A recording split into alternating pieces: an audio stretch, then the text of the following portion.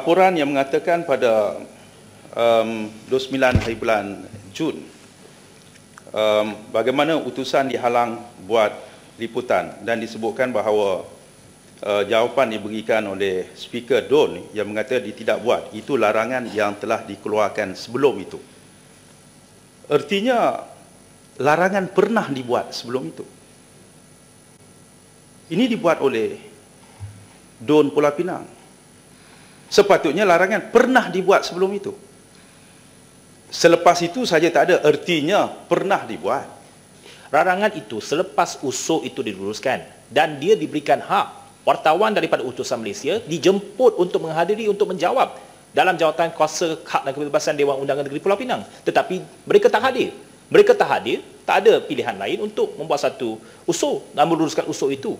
Kerana satu laporan yang tak betul yang dibuat oleh wartawan utusan Malaysia dan mereka diberikan hak, diberikan peluang untuk menjawab, tetapi mereka tak hadir dan usul itu diluluskan untuk satu tempoh dalam tempoh tersebut. Itu fakta dia. Ya, terima kasih. Artinya Don pernah meluluskan usul wartawan yang tertentu tidak dibenarkan membuat liputan.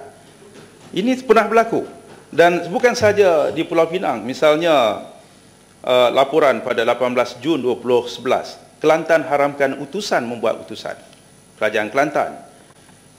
Pada laporan saya sebutkan di sini pada bulan 9, pada bulan September 2011, Ling Guang Eng halang wartawan TV3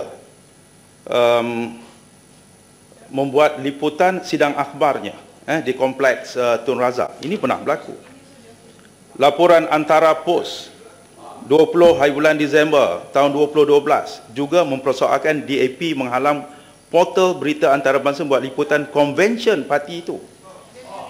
PKR di pejabatnya, perhatian, wakil media dari TV3 dan utusan Malaysia tidak dibenarkan masuk. Itu terpampang disebutkan. Ini laporan-laporan yang disebutkan. Noraina Samad, utusan Malaysia and TV3 barred from PKR convention. Ini sepatutnya sebagai parti yang bercakap tentang kebebasan media tak pernah membuat sesuatu perkara yang begini. Memang dia tak senang, soal lain. Tak suka dengan laporan ini, buat soal lain. Tetapi rekodnya pernah menghalang. Jadi jangan mengatakan bahawa hanya kerajaan saja yang membuat laporan-laporan ataupun ada laporan mengenai sekatan dan sebagainya. Ini juga dibuat oleh pihak pembangunan.